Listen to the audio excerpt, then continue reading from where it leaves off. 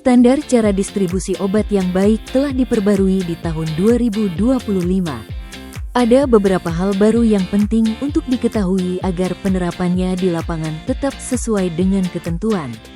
Pada video ini kita akan membahas aspek CDOB bab 5, 6, 7, 8, dan 9. Mari simak bersama video berikut.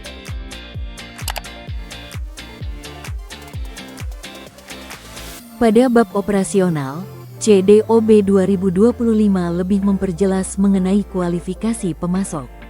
Produsen asal dan seluruh rantai pasok yang menangani obat dan atau bahan obat harus selalu dapat ditelusuri dan transparan dari hulu ke hilir. Informasi ini harus tersedia untuk pihak berwenang dan pengguna akhir. Sebelum melakukan pengadaan obat dan atau bahan obat, harus dilakukan pemilihan dan penetapan pemasok. Kriteria berikut ini harus diperhatikan dalam pemilihan dan penetapan calon pemasok. Khusus untuk pemasok bahan obat, harus dipastikan bahwa pemasok berupa PBF bahan obat atau fasilitas distribusi penunjukan tidak melakukan pengemasan ulang kecuali telah memenuhi ketentuan. Serta prioritas sumber pasokan yang berasal dari industri farmasi atau produsen bahan obat secara langsung. Selanjutnya, dilakukan identifikasi risiko dengan memperhatikan faktor risiko antara lain, pengendalian lingkungan, kondisi penyimpanan dan transportasi, kompleksitas rantai pasok, stabilitas, dan integritas kemasan. Tingkat risiko pemasok dapat dijadikan pertimbangan dalam melakukan audit calon pemasok. Untuk pemasok risiko tinggi, dilakukan audit secara on-site. Pemasok risiko sedang dilakukan melalui dokumen dan informasi-informasi tambahan yang diperlukan. Dan pemasok risiko rendah dapat dilakukan melalui dokumen saja. Selanjutnya dilakukan analisis untuk melihat gap atau kesenjangan antara kriteria dan pemenuhan oleh calon pemasok serta didokumentasikan.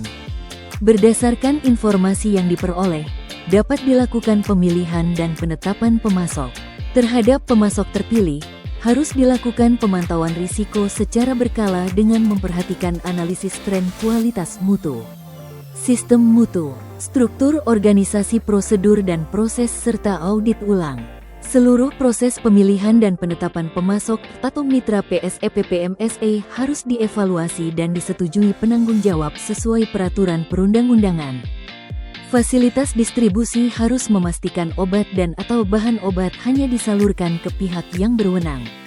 Untuk PSE atau PPMSE harus memastikan fasilitas distribusi yang akan menggunakan sistem elektronik memiliki kewenangan melakukan penyerahan obat dan perizinan sesuai ketentuan.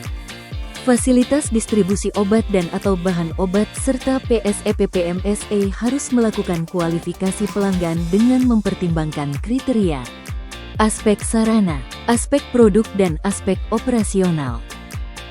Selain itu, fasilitas distribusi dan PSE/PPMSE harus memantau tiap transaksi dan melakukan penyelidikan jika terjadi anomali atau penyimpangan pola transaksi. Sumber transaksi dan mekanisme pembayaran hendaklah menjadi bagian pelaksanaan kualifikasi di awal. Pada CDOB sebelumnya, pre-destroy sebelum pemusnahan obat harus dilakukan. CDOB baru mengatur bahwa pre-destroy tidak perlu dilakukan jika keamanan obat atau bahan obat yang akan dimusnahkan dapat dijamin mulai dari pengumpulan hingga selesai proses pemusnahan. Pada bab ini, CDOB sebelumnya belum mengatur secara rinci mengenai prosedur penanganan keluhan. Keluhan harus dibedakan antara isu mutu, isu keamanan, dan isu terkait distribusi serta dibuat tren analisa. Keluhan yang berkaitan dengan mutu dan keamanan obat harus dilaporkan ke Badan POM. Pengembalian produk yang memerlukan kondisi penyimpanan khusus tidak diperkenankan pada CDOB sebelumnya. Pada CDOB baru, jika terdapat bukti dokumentasi bahwa produk disimpan dalam kondisi penyimpanan sesuai persyaratan dan dipantau secara kontinu setelah keluar dari gudang, maka pengembalian dapat dilakukan. Pada CDOB sebelumnya, ruang lingkup pelaksanaan alih daya hanya terdiri dari kontrak pemanfaatan fasilitas penyimpanan dan kontrak antara fasilitas distribusi dengan penyedia jasa. Pada CDOB baru terdapat tambahan ruang lingkup yaitu kontrak antara fasilitas distribusi bahan obat dengan fasilitas pengujian.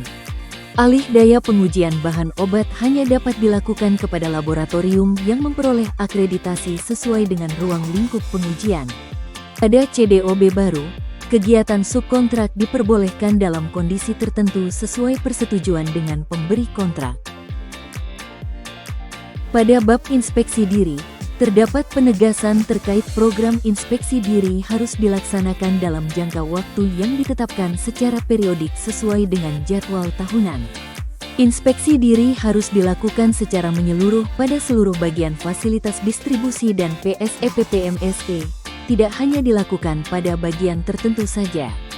Pada CDOB baru, ditambahkan pengaturan terkait inspeksi diri harus dikoordinir oleh apoteker penanggung jawab. Terdapat beberapa tambahan pada CDOB baru terkait dengan persyaratan kendaraan yang digunakan harus mampu mempertahankan kondisi dipersyaratkan.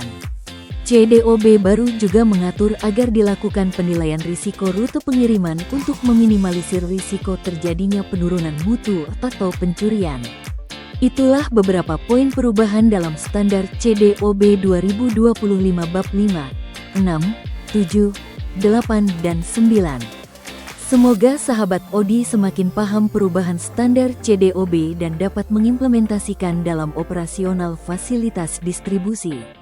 Terima kasih sudah menonton video ini. Sampai jumpa.